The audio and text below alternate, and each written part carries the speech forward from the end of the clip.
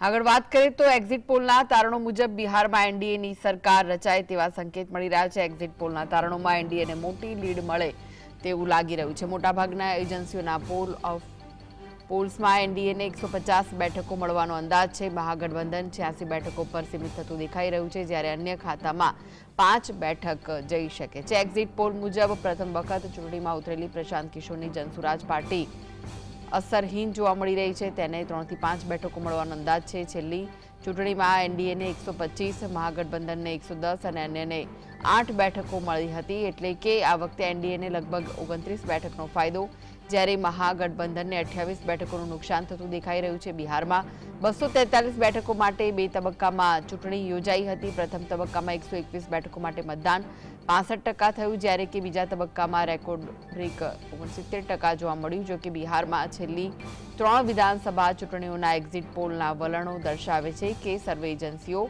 મતદારોનો મિજાજ બરાબર પકડી શકી નથી। 2015માં મોટાભાગના એક્ઝિટ પોલ્સ એનડીએ એટલે કે ભાજપને બઢતી આપી હતી, જ્યારે પરિણામોમાં મહાગઠબંધને સ્પષ્ટ બહુમતી મેળવી હતી। 2020માં પરિસ્થિતિ ઉલટી થઈ ગઈ, જો કે ફાઇનલ પરિણામો 14 નવેમ્બરે જાહેર થવાના છે।